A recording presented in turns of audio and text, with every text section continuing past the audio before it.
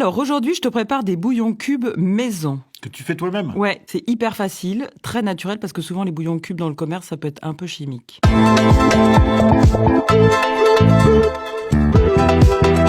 Alors il te faut 500 g de légumes en tout genre, des poireaux, des carottes, mais selon la saison, tu peux prendre des fenouils, du céleri branche, de l'ail, de l'oignon, tout ce que tu veux, une branche de persil, une branche de thym, 150 g de gros sel, un filet d'huile d'olive, tu pelles tes carottes. Alors s'il te reste une carotte un peu molle, bah évidemment tu l'utilises, c'est bien aussi d'utiliser les légumes, les restes. Tu peux aussi varier les légumes selon la saison, par exemple tu peux mettre du fenouil, du céleri branche, c'est un peu ce que tu as sous la main. Tu pelles ton échalote, tu pelles ton oignon, tu enlèves les barbes de ton poireau après l'avoir bien lavé, tu pelles tes gousses d'ail, tu enlèves le germe au centre, ensuite tu éminces ton poireau et tu vois comme ça il est bien ouvert en haut parce qu'il a fallu le bien nettoyer, il faut surtout pas qu'il reste du sable à l'intérieur sinon ça foire tout. Tu coupes tes carottes en brunoise, c'est-à-dire en petits dés, tu vois comme ça. Tu fais pareil pour l'oignon et pour l'échalote et l'ail. Cette étape c'est peut-être la plus longue, ensuite c'est quasi fini. Dans une sauteuse anti-adhésive, tu fais chauffer ton filet d'huile d'olive, tu ajoutes les légumes, le sel, le persil et le thym. Alors oui, il y a une très grande quantité de sel, il faut que ça représente 30% du volume de tes légumes. Tu mélanges et tu couvres.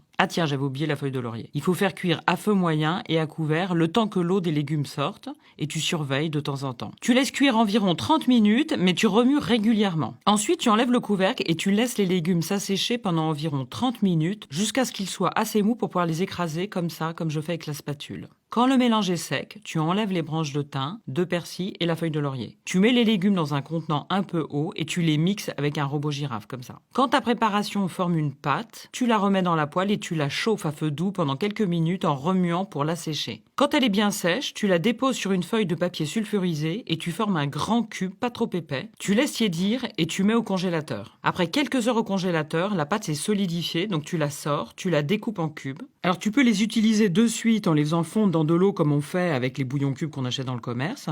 Et puis tu remets le reste au congélateur et en fait tu les as découpés en cubes, comme ça c'est plus facile pour les prélever au fur et à mesure de tes besoins. Et ça tu peux les garder pendant 6 mois au congélateur. Excellent.